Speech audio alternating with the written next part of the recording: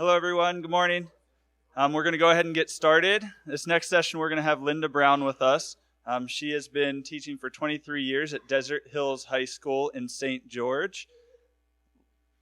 That does deserve a little pause there. So, so she was the 2008 IT Teacher of the Year for Utah. And yeah.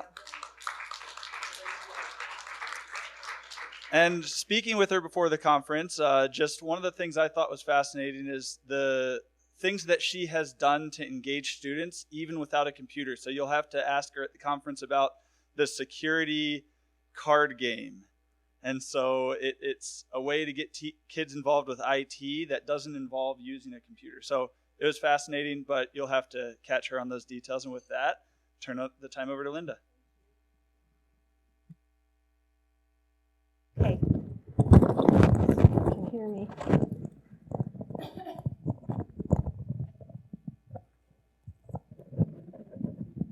All right. Can you hear me? Is that okay? All right. Good morning. I'm glad so many of you are here to hear this. I hope I can help inspire you to try to make your classroom a little bit more engaging. I decided to name my presentation iFIX because the idea behind what I'm going to share with you today is all about student involvement and learning how to increase their confidence by fixing IT problems in your classroom. I came into teaching from industry. This is going to date me a little bit, but I was a senior support technician for WordPerfect Corporation in the 80s. And I got, of course, all the craziest phone calls you could ever imagine, but I also gained a really good appreciation for the confidence that I gained with hands-on experiences. And even doing a help desk is hands-on experience. I don't believe there's any better way to test a student's knowledge of their mastery of a unit aside from using a help desk and having them have to think about how to explain how to solve the problem without being able to really see it on the person's screen necessarily. So,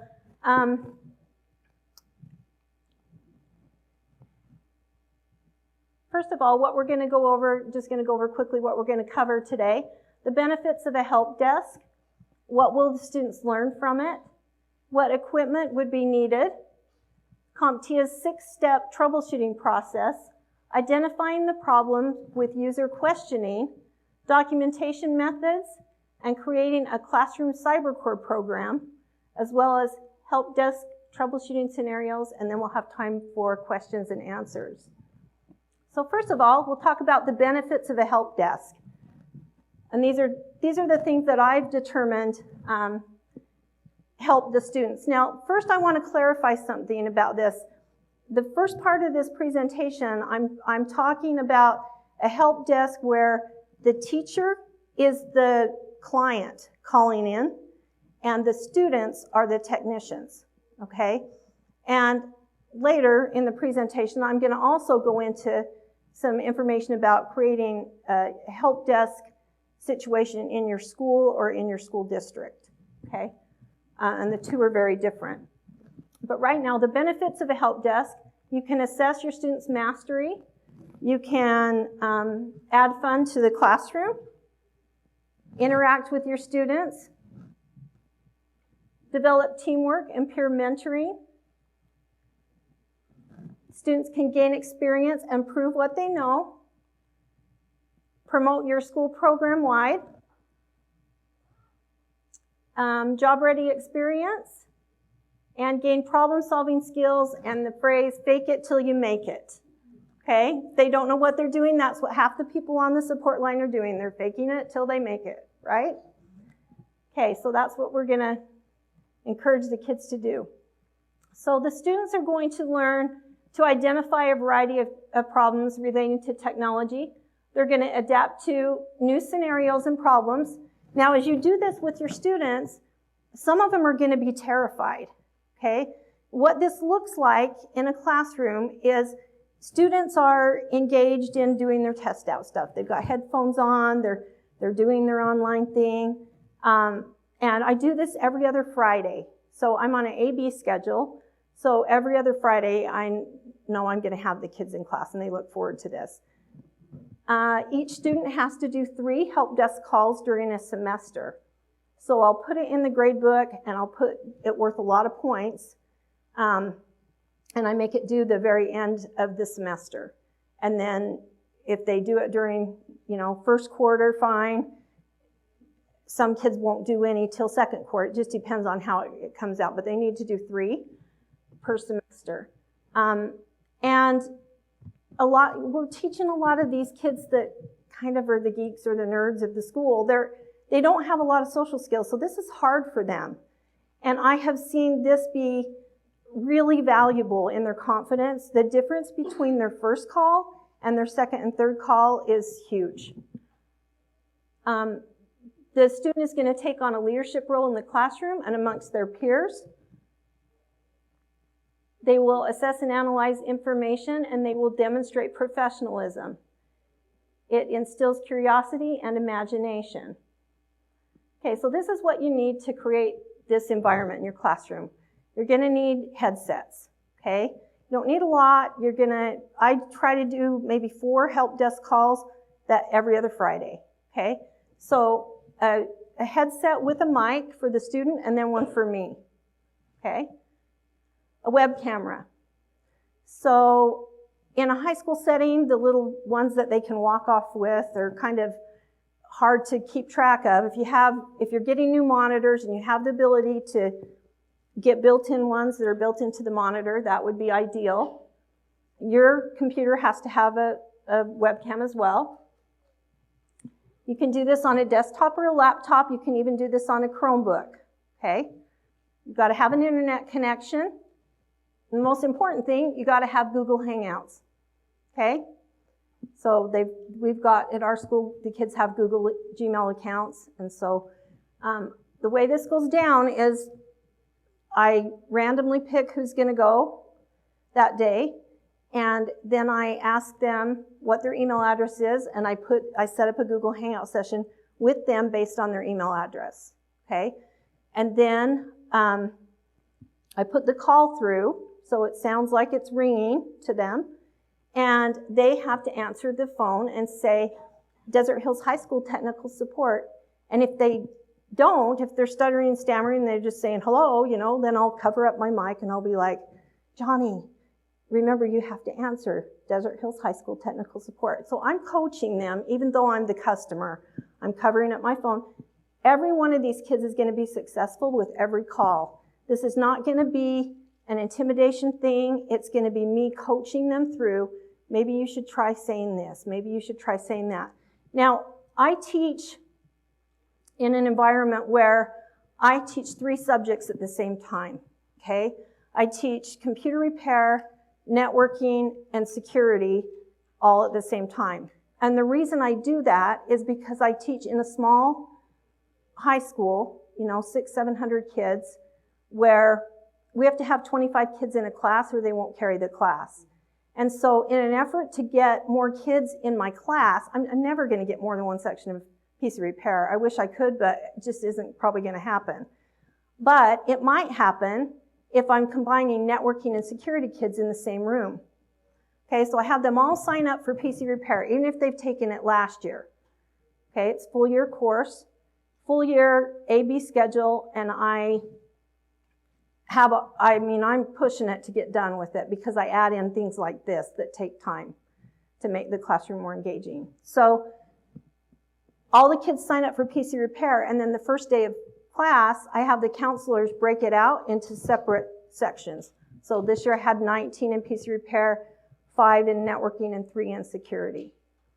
And then what happens in an environment like this help desk is I have peers helping the other students. So if Johnny's on the phone with me and he's exhausted all the possibilities of how he's going to solve this help desk scenario, then I can tell him, if he doesn't figure it out for himself, I can say, maybe you should put your customer on hold and ask for help. So He'll do that. Can you hold, please? And then the rest of the class becomes the lifeline.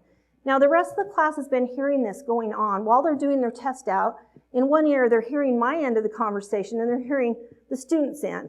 And I'm the crazy customer. I can be mad and intimidating. I can be pretending to cry. I can be dumb as a stick and clicking on everything I'm not supposed to.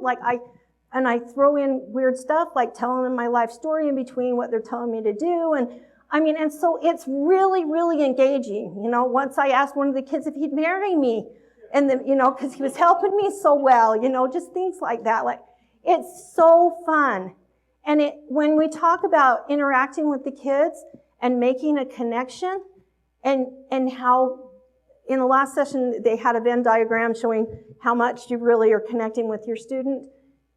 This is a way to do it. This is a way to make it fun. This is a way to use test out to do that. Now, I'm going to jump ahead for a second and just tell you so you don't get discouraged on this. What I have done is I have made a Google spreadsheet that I have shared out with anyone who has the link, has edit rights to the spreadsheet, okay? So you will all have the link because of my presentation being given to you. So when you click on it, you will be able to go in, and I have taken all the test out units for PC Pro, and I put in 40 help desk scenarios, and the problem and the ideal solution, okay? And what I'm hoping is that you guys will all help add to that as you think of ones that are fun. That, there's going to be some blank ones. Like I said, I've only done 40, and I think there were 125 or something in there. Maybe down the road test out will include them with their lesson plans. I don't know. I just ask that you do not erase anybody's that's in there. If you don't think it's appropriate or whatever, shoot me an email and I'll read it and see if it needs to be deleted or whatever. But if you're in an environment where you have kids who are more advanced, like I told you with me teaching networking and security, this is a way that you can engage those students by giving an assignment to have those more advanced students come up with the scenario, email it to you so you can see if it's appropriate or not, and then have them be the customer calling into a PC repair student as the technician, okay? Now, sometimes I've had kids that are so awkward with that first phone call, and they're like freaking out. They're like about to have a nervous breakdown. You can just tell. And I feel sad because I'm like, I don't want to do this and embarrass this kid, And so in those situations, I'll pull the kid out in the hall if he's really struggling and do a, you can do this kind of thing. This is me coaching you. You don't have to be scared that you're going to say anything wrong or that you're going to get the wrong answer. If you're not going down the right path, I'm going to steer you down the right path. And if I don't, your students in the class are going to help you. And everybody starts helping each other.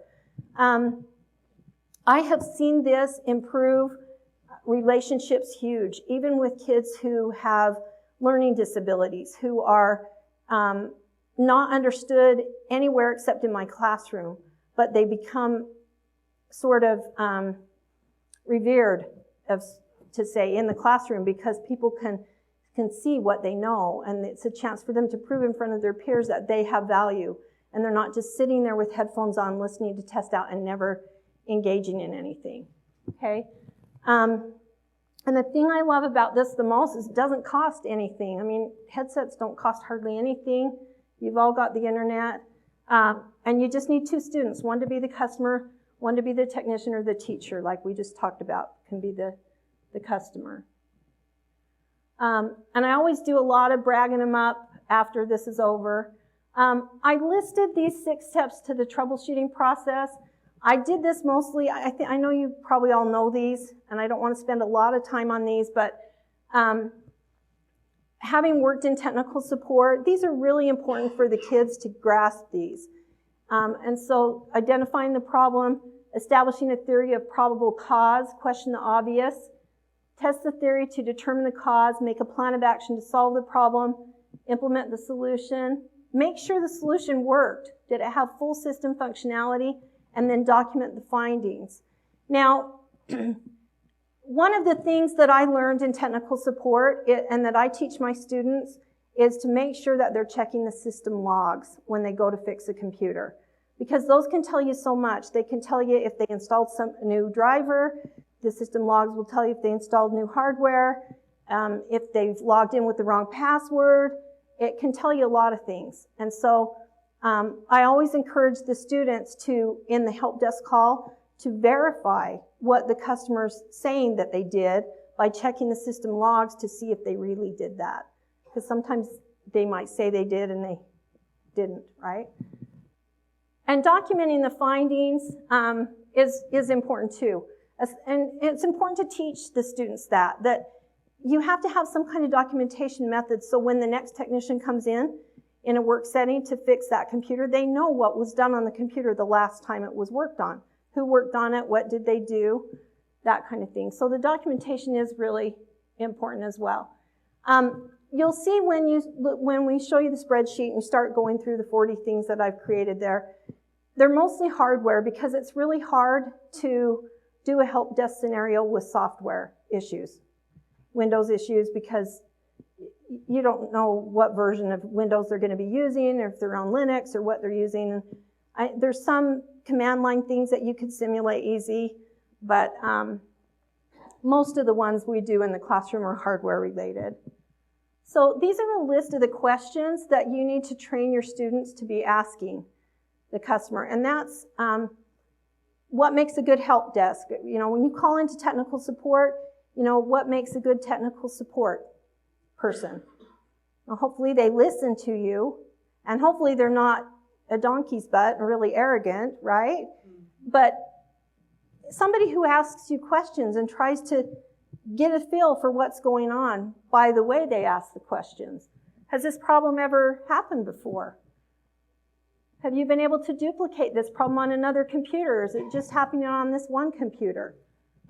Is this the first time this problem has happened? And I'll print out these questions too and have these in a sheet protector, and I'll give them to the student before this help desk call, so if they're flustered and they're like, what do I ask next? They can kind of follow down the list, because we're just training them to get used to how to do this. Have you installed any new or different devices on your computer recently? And have you installed any new or different software on your computer recently? Is anyone else experiencing the problem in your organization? Okay, now these calls, there's a couple ways you can do this as far as grading these. You can just, everybody pretty much gets full points, right, when I'm doing this, because this is not about if they got the right answer with their mastery of the unit, okay? Their mastery of the unit is only to tell me that Johnny's struggling and needs some more help. This is not an assignment to butcher their grade or punish them because they don't have social skills or anything like that. This is something completely to get them feeling good about themselves. So you're going to be, you know, you're awesome, these kind of comments, you know, look how much you've improved, all of those kinds of things. So putting it in as a gradebook entry, you could use an LMS and require a solution description, so they have to write it up, what they did. You could require the creation of a digital resource for a help desk blog. Now, I don't have time in my classroom. I'm teaching 15 different subjects during the year and splitting between 2 high schools. So I'm teaching on my prep. So I don't have a lot of time to do a help desk blog, but in my vision of how cool this could be, having a blog on the website where people could talk about, students could talk about the problems they're experiencing on a discussion board, and other students could answer, hey, I had that problem, or, you know, oh, I went and Googled this for you because I've been wondering about the same thing, and here's what I found out. And they could have these discussions and create that camaraderie going on, and you don't even necessarily have to be moderating it all. Just lay the law down of what happens when discussions are not professional, you know, what's going to happen. You know, if they're posting things, you know how that goes with that kind of thing. But here's some ideas if you decide to do a blog. I found these ideas for things that would be important to make sure as you're grading the student on their blog post. You know, use of proper grammar, spelling, capitalization, punctuation, all those things. And the other thing is paying attention to the audience, who the blog is for. A blog is supposed to be interactive. Okay, so they need to be using terminology that can be understood. A blog post is written for a global audience.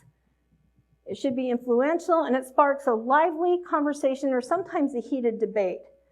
Okay, and heated, we're hoping that they're going to be considerate of each other's feelings. Okay, but blogging is meant to be interactive. Now, besides the help desk that I just described, these in-class scenarios, I also have incorporated something that we call CyberCore. And the state of Utah had a grant available through the Department of Economic Development, through the governor's office. And they funded a program called CyberCore for about 3 years. And you could sign up to be part of this. Okay, and I'm telling you this because this is something that you could model with grants or even just with money that if you can get your school district or your schools to buy into this. It's very advantageous. And so what they did is schools could say, yeah, I want to be a part of it. So I said, yeah, I want to be a part of that. So they put me in on the grant. And I was on that grant for 3 years. And then when it expired, it had been such an effective program that the school district's like, we can't afford to not do this. We got to kick in the money and support this. So what this is CyberCore. The shield you see that says IT, Information Technology, that's my school classroom logo. Okay, and I had shirts printed that have that logo on them. And then I made badges that had the kid's picture and they looked all official and everything. And the district put me in to the trouble ticket system that they use for the school district and for the specifically for my building. Okay, and so normally the tech calls on the trouble tickets for the help desk for our school come into this PC repair technician assigned to our school. But I can look at those every day, and if I see one that I think my kids can handle, I can reassign it to me. Okay, and then I send my kids out to go fix it. Okay, and I write up there's a description that comes in on those trouble tickets of the teacher that's having a problem. I post that in the LMS as an assignment for the students I'm sending, and I send them in groups of 2. I send them with a Chromebook and a headset. So and I'm back in the classroom teaching. If they get out there and they don't know what they're doing and they don't know what to do next, they can Google Hangout me and talk on the headset with me from the classroom where they're helping the teacher, just like a help desk call, okay? Because they've got their Chromebook. And then I write this up in the LMS as an assignment, and then whatever they did to fix the problem, they document that in the LMS as part of a write-up about what they did. I copy and paste that into the trouble ticket system so the teacher who had the problem and the tech in our building can see what the student did and who did it. That way, if the student says they did something and the teacher's like, oh no, they didn't, they just screwed around in here, they never fixed what they said they fixed, then I know about it. Okay, so it leaves a documentation for the district. Now, this has created just an immense amount of self-confidence in my students. I encourage them. I ask questions like, oh, Mr. Jones has got a problem with his computer. Anybody want to go help Mr. Jones? And I listen for the kids who groan and say, oh, I can't stand that guy. He's the worst teacher. And that's who I send. Because the reason they don't like him is because he doesn't probably like them. And once he gets them there and sees what they can do to help him, suddenly he likes them and they like him. And it's been awesome. Okay, and so I'll show, let's see. And then what this has also led to, as far as paying for this and keeping this going, We have the technology team, like our technology department at our building, that will kicks in half of the money that this needs, and the CTE director kicks in the other half of what it takes to run this, okay? Now, what it takes to run it, besides the equipment, is I write in a stipend for me, which is only like $1,500. It's not a lot, but it's to cover if I have to stay after school or work on my lunch or sometime when I'm not supposed to be getting paid because the teacher won't let them come fix it during school hours because they're too busy or whatever. There's times like that it needs some extra work. So the stipend's written in there, and the other thing that's written into it is being able to hire an intern. The school district hires a paid intern for my classroom. And the rules are, you have to be PC Pro certified. Okay? They have to turn in a transcript that shows their attendance, because employers want to know if you're going to show up on time or not. You have to turn in a copy of your grades. Show me that you're carrying, and the person who's gotten the farthest through the test out curriculum gets more consideration than a person who hasn't. Okay, that right there gives a lot of incentive. They're duking it out for these paid internships. They do 2, and they pay them $16 an hour. So 2 kids get to work all summer at the district office doing all the work with the techs as a paid internship, and they know that from the first day of school. If you do everything I tell you to do, you're going to get certified. I can guarantee you're going to get certified if you do everything I tell you to do. You know, and that's how I start the first day of class. This shows you a marketing form that I made for this that I send out to the teachers the first week of school. It says, things just got a whole lot better for you today. And it tells them all the things that my students can do. And I even carry this over to my web development class and pull kids from web development in to build websites for teachers or for clubs. Okay? And it just tells how you go through the process of arranging for help, and so that might be helpful to you if you're thinking of doing this. I have tried a lot of help desk situations. There's a lot of ways you can do this. I did one once. It was quite a few years ago with voice over IP, and we had phones that were installed that way, and we had people from the district and from the community calling in on certain hours, certain days, published a thing in the newspaper about it, what hours we were available, had kids answering the phone. And that was effective. And I've also, at one school I taught at, we became the district, you could call it the dumping ground, but the recycling for computers. So there was a lot of fun labs for the students to take parts out of computers, and they even made keychains out of the memory with the hole on the side of the DIM or whatever, you know. And I mean, we just have done a lot of fun things. They decorate my door for Christmas with all the electronics that they pull out of these old machines. There's some ways for you to get some tear aparts going on. We do a fastest geek competition. They get extra credit if they dress up as a nerd. It's to see who can tear the computer apart and put it back together the fastest. Do it twice during the year, see how they improve. And this is the link to the spreadsheet. So you'll just see it set up with the module unit, the problem, the solution. I mean, one of them talks about how, some of them are really silly, okay, to make the kids laugh. One talks about the lady found out she went to Best Buy and they told her she needed to wipe her computer. She ran over to Costco and bought those Lysol wipes, but she didn't know if she's supposed to get the ones with bleach or without, and was it going to screw up her computer? Just silly. Some of them are silly things like that, and some are realistic things. Of course, I've had really lame calls like that before in the past. So I won't go through all these. You'll have fun reading through these. Okay, we're up to questions and answers. Yeah. Hold on.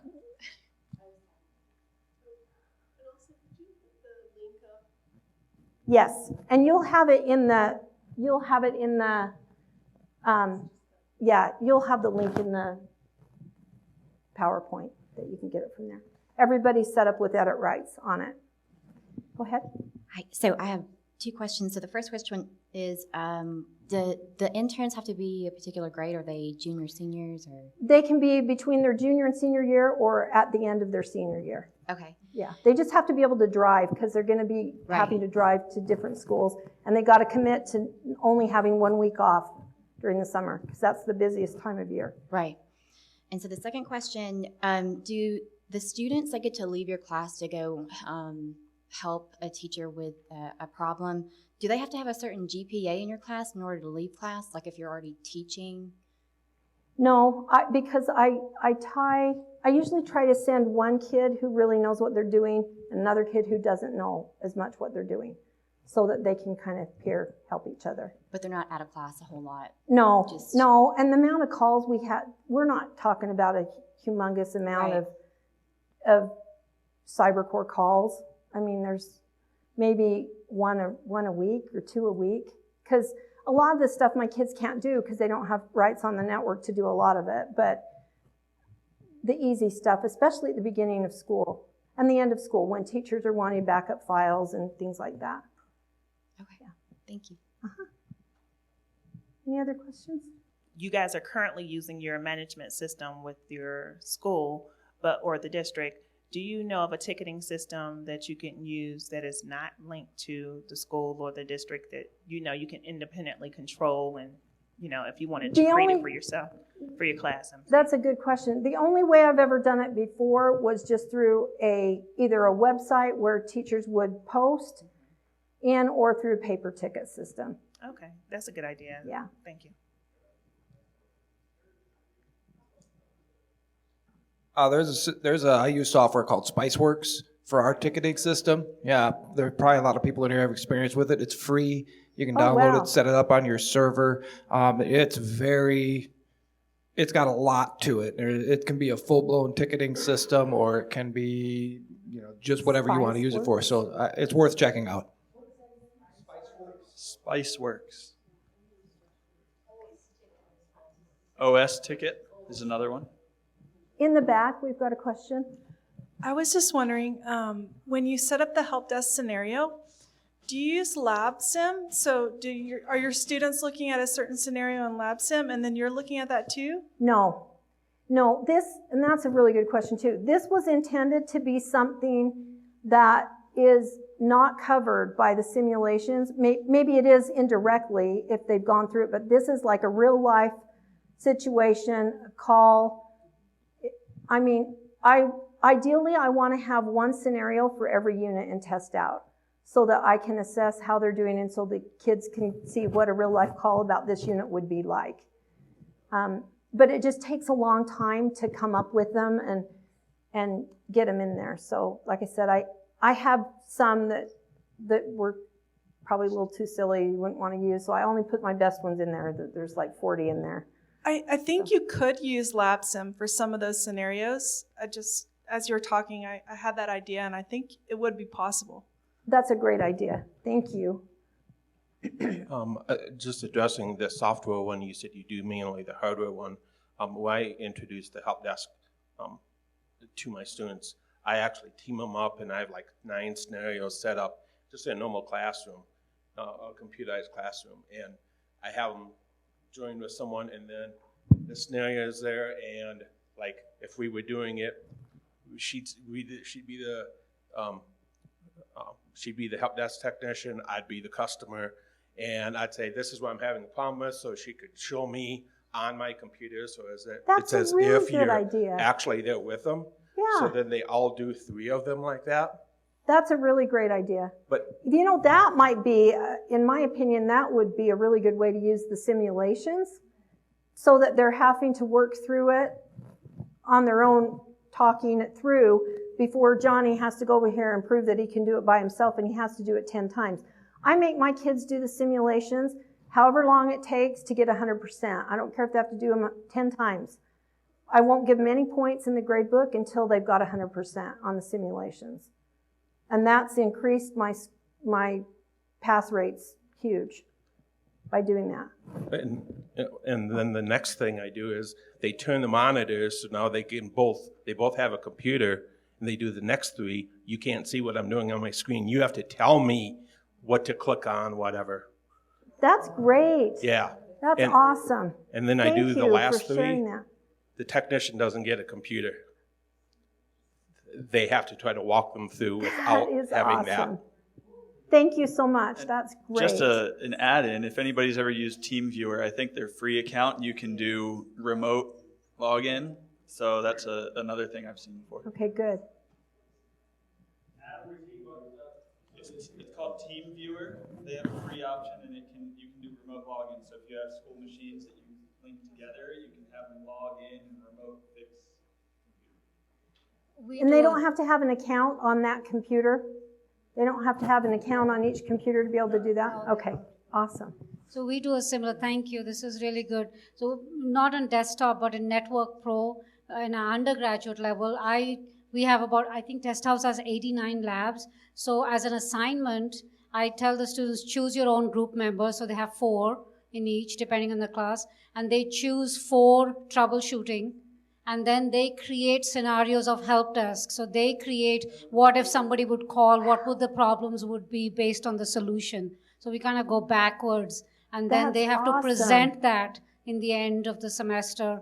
It's an undergraduate, so they have to present it as part of their package and write a manual for one. Oh, wow. Right, so they do it backwards, so that's also another That's option. terrific. Thank you. I had one quick question. Okay. On that spreadsheet that you have created for us, I was looking at the different areas, but do you have a section or a column that shows the test out correlation? I do. Okay. I do. It has,